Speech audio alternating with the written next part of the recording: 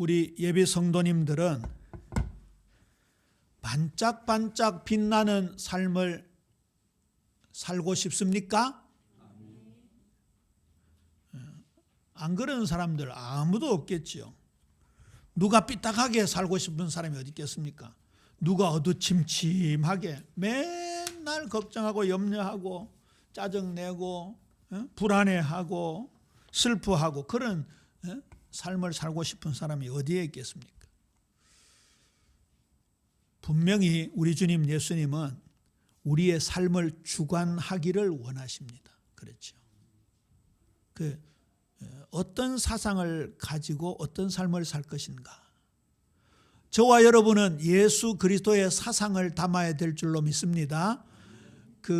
먹을 가까이 하면 검어진다라는 말이 있잖아요. 근묵자흑. 가까울 근자 먹묵자. 먹을 가까이 하는 자는 검어진다. 이제 나쁜 친구 사귀면 잘못된 길로 들어선다. 그런 뜻으로 많이 쓰이는 단어죠. 그런데 반대말이 있습니다. 반대말. 이건 아마 처음 들어보셨을 거예요. 마중지봉이라는 단어가 있습니다. 이 마는 삼마자입니다. 우리 삼배할 때 삼, 그걸 대마라 그러잖아요. 또 대마초 기억하지 말고 대마, 삼. 그 삼밭에 봉은 쑥봉자입니다. 쑥은 보통 자랄 때 어떻게 자라요? 퍼져가지고 그러죠. 꼬불꼬불하게 자랍니다. 그런데 삼밭에 쑥을 심으면요, 쑥이 똑바로 자랍니다. 누구를 만나느냐에 따라 다르다고 말이죠. 우리는 저 캄캄한 흑암, 마귀 종로로 해가지고 검어지는 삶이 아니라 우리 주님 만나서 올곧게 반짝반짝 빛나는 믿음으로 사는 예비 성도님 되어지게 되기를 주님의 이름으로 축원합니다. 그런 삶을 살도록 말씀을 주셨잖아요. 그렇죠? 분명히 일부 말씀과 이어지지요. 자, 오늘 첫 대목이 누가 철학과 헛된 속임수로 너희를 사로잡을까 주의하라. 잘못된 사상, 그 길로 가지 말라라는 말씀처럼 강하게 느껴지지만 사실은 본문을 읽어보니까 그리스도가 누구신가를 설명하기 위해서 이 도입부를 바울이 끌어낸 것 같아요. 우리의 상태가 그리스도로 말미암아 변화된 상태가 돼야 되고 그에 따른 삶을 살아가는 것이 신앙이다 이렇게 봐야 돼요. 신앙과 신앙생활을 따로 보면 안 돼요. 우리 다시 한번 오전의 말씀을 인용했지만 다시 한번 찾아보십시다. 마태복음 7장. 자, 마태복음 5장, 6장, 7장을 산상수훈이라 그러죠. 굉장히 중요한 말씀입니다. 5장 1절에서 12절은 팔복이라 그러고요. 그 중에 대접을 받고자 하는 자는 대접하라 이런 말씀을 황금률이라고 합니다. 그만큼 이 마태복음 5장, 6장, 7장 상상수훈에는 엄청나게 귀중한 보배로운 말씀이 있습니다. 주님 가르치신 기도가 그 한복판에 있죠. 그 결론부가 이렇습니다. 마태복음 7장 24절, 25절 두 절을 함께 읽습니다. 시작. 그러므로 누구든지 나의 이 말을 듣고 행하는 자는 그 집을 반석 위에 지은 지혜로운 사람 같으리니 비가 내리고 창수가 나고 바람이 불어 그 집에 부딪히되 무너지지 아니하나니 이는 주추를 반석 위에 놓은 까닭이요. 아멘. 산상수훈, 산상에서의 보배로운 말씀을 어떻게 하는 것이 믿는 것이라고요? 지키는 것이요. 그러니까 신앙생활이라는 것은 이 머리로 마음으로 내가 믿습니다. 그걸 넘어서는 거예요. 이게 내 전 삶을 지배하는 거다 그 말입니다. 자 보세요. 누가 철학과 헛된 속임수로 너희를 사로잡을까 주의하라. 이 말씀 꼭 기억해야 되죠. 세상의 사상, 세상의 이념, 세상의 철학, 풍습, 습관, 체질 등은 우리를 사로잡습니다. 여기 옛날 성경에는 노략할까 주의하라 이렇게 되었는데 우리를 전쟁포로로 딱 삼아버립니다. 이러한 것들이 대단한 느낌이 들지요. 철학, 엄청난 단어처럼 느낌이 들지요. 그 옛날에요, 대학교가 딱 세워지기 위해서는 철학과가 있어야 되고 의과대학이 있어야 되고 신학과가 있어야 됩니다. 그만큼 중세 시대의 서양의 대학 구성 요건 중에 거의 상위 순위가 철학이었습니다. 이 철학이라면 대단한 것처럼 보이지만 성경은 철학은 헛된 속임수다. 세상의 초등학문이다. 여기 사람의 전통이라는 단어가 나오죠. 여기 전통이라는 것은 예수님께서도 바리새인들을 향하여 말했습니다. 너희들이 왜 조상들의 유전을 지키느냐. 그 유전이 전통입니다. 가끔 말씀드리잖아요. 탈무드. 보통 탈무드만 많이 하시는데 미시나, 토라 이런 것들이 있습니다. 랍비들은요, 이 구약 성경의 여러 가지 율법 조항들을 어떻게 하면 잘 지킬까 그거 연구하는 팀들이 있습니다. 안식일을 거룩하게 지키라 했는데 어떻게 하는가, 안식일을 지키는 건가. 그래서 안식일 날 5리 이상 가지 말라라는 게 장로들의 유전이에요. 구약에는 없습니다. 안식일을 기억하여 거룩하게 지키라 이렇게 되어 있지 5리 이상 가지 말라 이런 단어가 없습니다. 그런데 그들은 5리 이상 가면 안식일을 범하는 것으로 생각합니다. 현대사회에도 그런 게 있습니다. 지금도 이스라엘에는요, 냉장고 문 여는 거는 안식일을 어기는 거다. 그 냉장고 안에 음식을 먹으려면 안식일을 냉장고를 못 여는 거예요. 우리 엘리베이터 타고 왔잖아요. 엘리베이터 타고 올 때 제일 먼저 하는 행동이 뭡니까? 1층에서 버튼 누르는 겁니다. 랍비들은 안식일 날은 버튼 누르지 마라. 그것도 일이다. 이 사람들 3층에 올라가려면 누가 누를 때까지 기다려야 돼.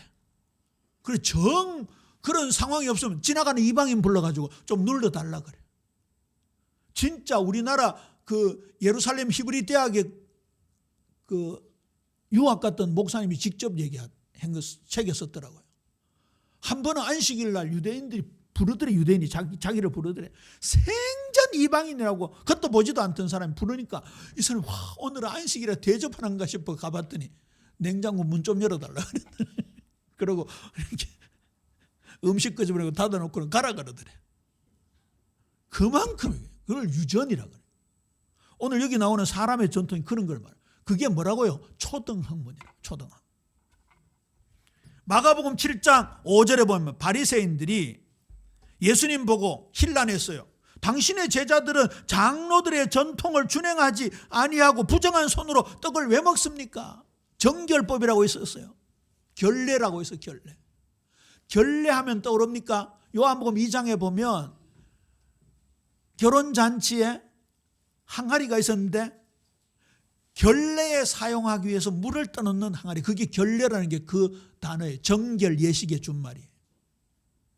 그러니까 손을 안 씻고 밥 먹는다고 왜 장로들의 전통을 지키지 않느냐 했을 때 예수님이 이렇게 말씀했습니다.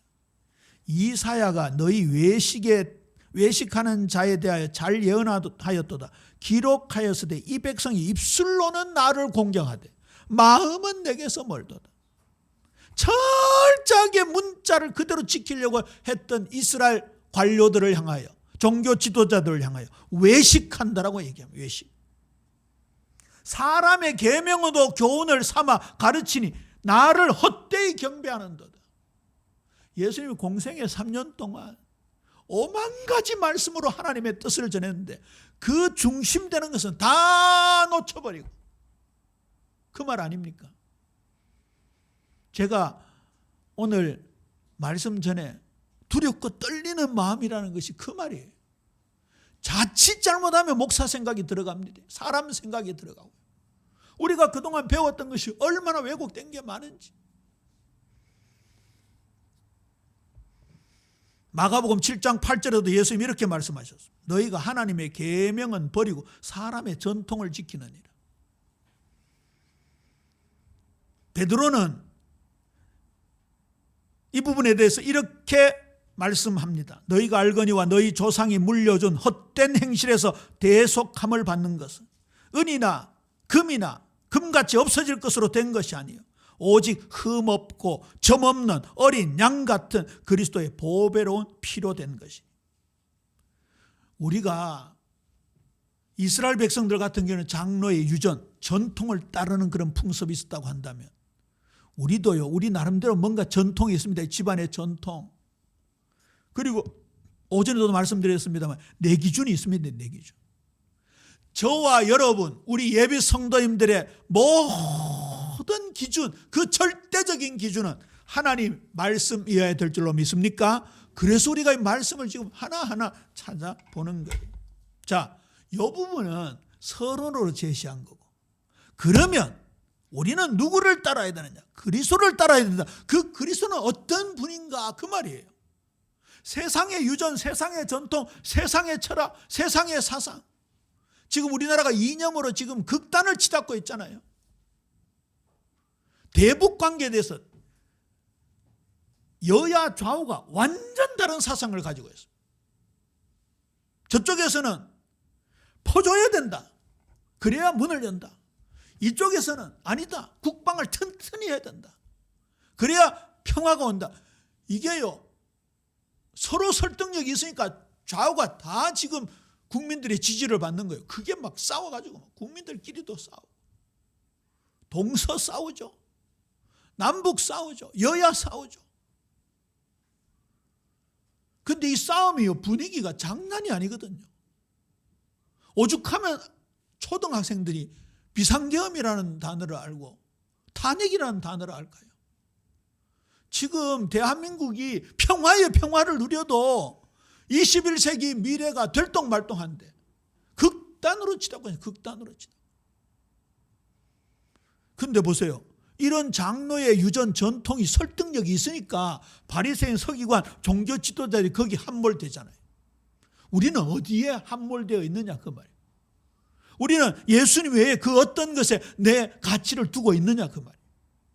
자, 그러면 그리스도는 어떤 분인가? 9절부터 나오잖아요. 우리 읽었지만 9절 10절 말씀 함께 읽습니다. 시작. 그 안에는 신성의 모든 충만이 육체로 거하시고 너희도 그 안에서 충만하여졌으니 그는 모든 통치자와 권세의 머리시라. 할렐루야. 우리 주님 예수님이 나의 구주, 이 세상을 구원한 구세주이실 뿐만 아니라 그는 하나님이시다. 신성의 모든 충만이 육체로 거하신다. 특히 여기 육체로 거하신다 이 말은 몸에 녹아 들어가서 머물러 계시다 그런 뜻인데요. 특별히 육체를 강조하는 이유는 그 당시에 영지주의자들이 교회를 굉장히 도전해 왔습니다. 영지주의, 그동안 많이 설명드렸는데 영육 이원론입니다. 영과 육을 무자르듯이 두부자르듯이 딱 잘라가지고 영은 고귀한 거지만 육신은 천한 것이다. 그 주장입니다. 틀린 겁니다. 성경은 전인 사상입니다. 히브리서 4장 12절 보세요. 하나님의 말씀은 혼과 영과 및 관절과 골수를 찔러 쪼개기까지 하며 또 마음의 생각과 뜻을 판단하니 우리 전인을 하나님의 말씀은 진단한다. 치료한다. 우리의 전인이 하나님을 향해야 되는 거예요.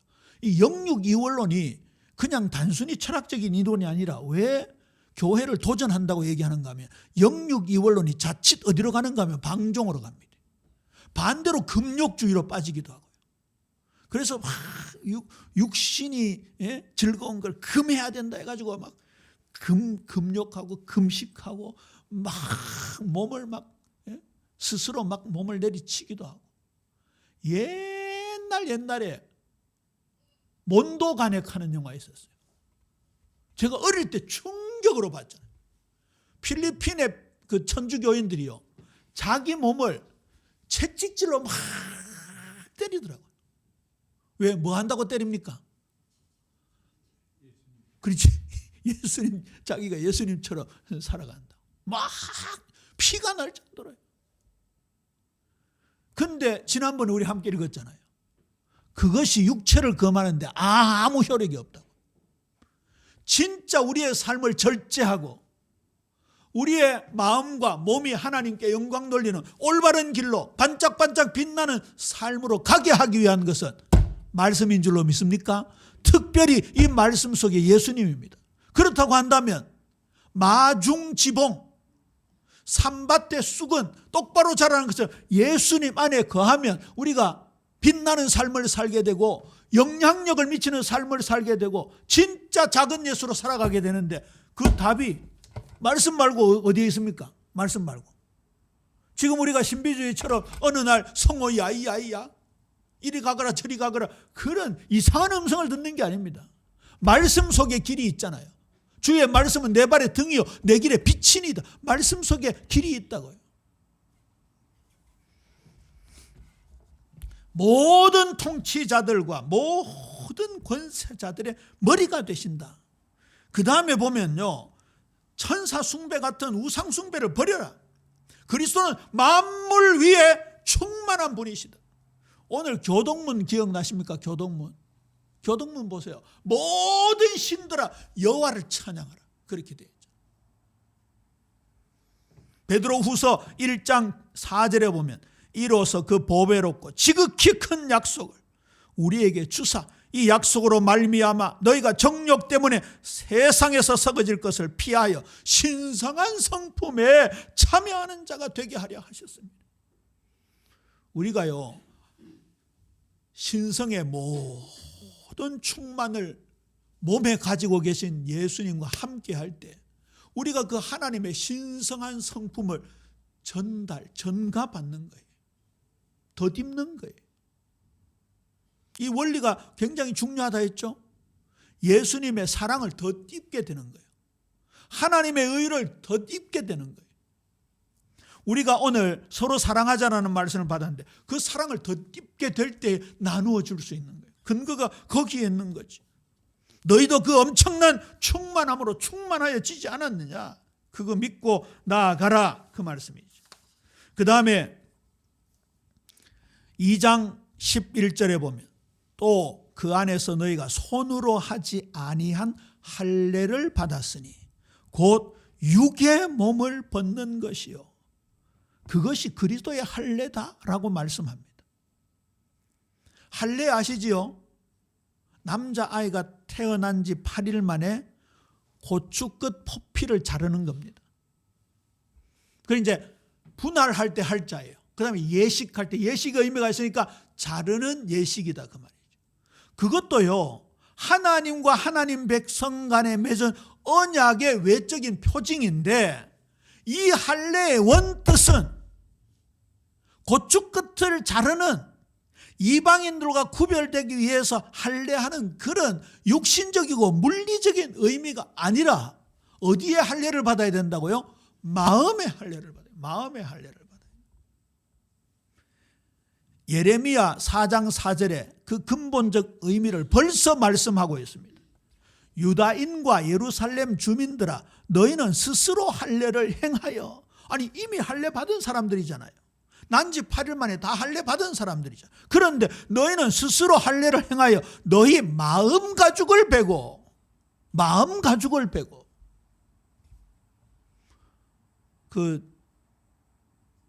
이 얘기는 하면 안 된다. 좀 지저분한 얘기라. 어쨌든 이 가죽이라는 말은 이 몸의 살갗을 의미하잖아요. 그런데 진짜 할례의 의미는 마음 가죽을 베라. 마음 가죽을.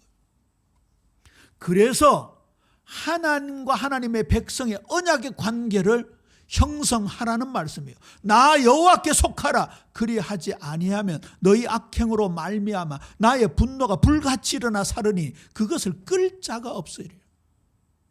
육신적으로 아무리 할례를 받아도요, 육신적으로 정결법을 아무리 지키고 시민법을 아무리 지키고 율법의 조항을 하나도 남김없이 다 지킨다 할지라도 마음 가죽을 베지 아니하면, 굳은 마음이 변하여 부드러운 마음이 되지 아니하면, 썩어져가는 구습을 따르는 옛사람을 벗어버리지 아니하면 그것은 참된 그리스도인의 모습이 아닌 것이지요.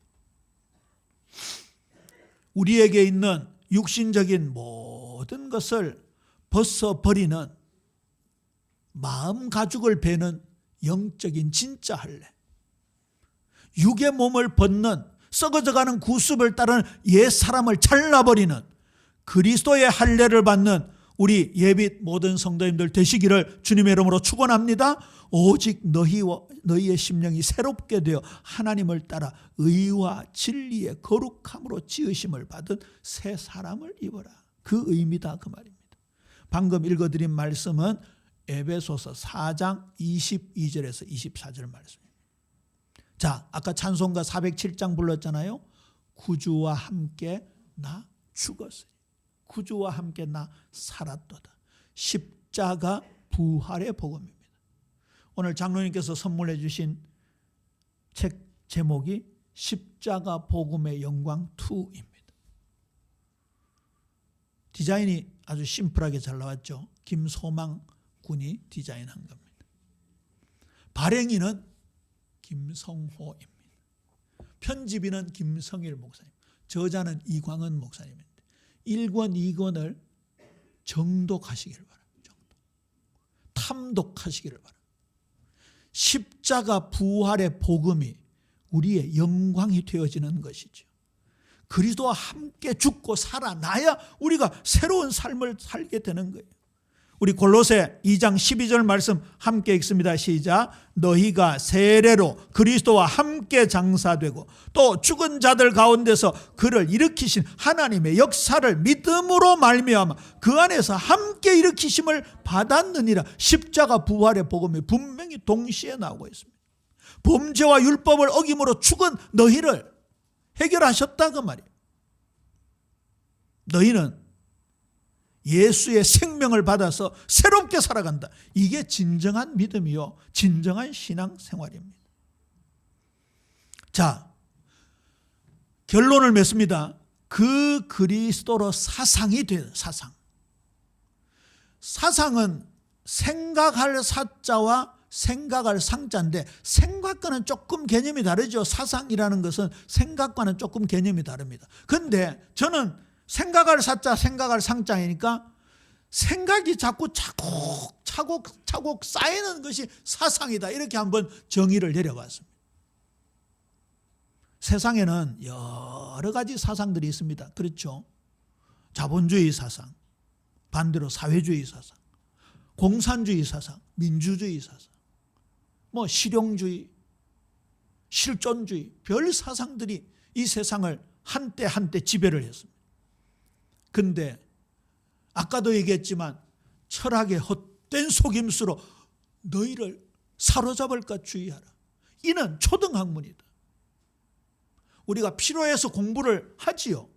그러나 초등학문, 그게 사상이 되면 절대 안 된다는 말이에요. 보통 우리 목사들 경우에는 신학대학원을 어디서 했느냐가 그 사람의 신학 사상이 평생 간다라고 얘기합니다. 학부를 한신대학교는 잘 모르시겠습니다만 기독교 장로회의 교단 신학교인데 굉장히 진보적입니다. 옛날에 그 80년대 데모 도맡아 놓고 하는 데가 한신대학교, 또 한 군데가 감신대학교. 그런데 우리 동기들 중에 한신대학교 출신도 있고 감신대학교 출신도 있습니다. 그런데 합동 측에서 MDB 신학대학원 과정을 거치니까 그게 사상이 되어버리더라고요. 반대로요, 우리 동년배들 중에 감신대 신학대학원, 한신대 신학대학원 출신들이 있거든요. 아직까지도 친구들 사이에서 진보적인 사상이 강합니다. 지금 여기 진보 보수 이게 어느 게 옳다 저렇다 그 얘기를 하는 게 아니에요. 저는 중립입니다. 저는 좌파일까요, 우파일까요? 장로님 감사합니다. 예수 그리스도파입니다. 예수 그리스도. 사상이란 게요, 이런 생각들을 자꾸 전달받다 보면 그게 사상이 돼버려요. 그러면 우리가 무슨 생각을 해야 되냐 그 말이에요. 염려가 자꾸 쌓이면 어떻게 됩니까? 그 정신 돌아버립니다. 그런데 성경은 염려를 뭐로 바꾸라고 했습니까? 감사의 기도로 바꾸라고 했습니다. 빌립보 4장 6절 7절 아무것도 염려하지 말고 다만 모든 일에 기도와 간구로 너희 구할 것을 감사함으로 하나님께 아뢰라. 그리하면 모든 지각에 뛰어난 하나님의 평강이 너희 마음과 생각을 지키시리라. 지금까지 잘못 각인되어 있던 사상들이 있다면 그 생각을 그리스도에게 복종시켜라. 그래서 그리스도 사상화되라 그 말입니다. 하나님께서 그리스도를 통하여 구원의 역사는 이루신 구원의 역사는 어떤 의미를 가지고 있습니까? 13절 15절입니다. 또 범죄와 육체의 무할례로 죽었던 너희를 하나님이 그와 함께 살리시고 우리의 모든 죄를 사하시고 우리를 거스르고 불리하게 하는 법조문으로 쓴 증서를 지우시고 제하여 버리사. 여기 이 법조문 증서는 빚 보증서를 말합니다. 빚 증서를 말합니다. 빚. 혹시 수억 대 빚을 져본 분 계십니까? 그거요 갚아라고 독촉하면요 진짜 죽을 노릇이 죽을. 근데 수억, 수백억, 수십억이 아니고 여기 죄의 법조문, 죄의 빚 증서는요 상상을 초월합니다. 핵폭탄으로도 없어지지 않습니다. 그 어떤 사상으로도 그 어떤 상담으로도 죄의 문제는 해결할 수 없습니다.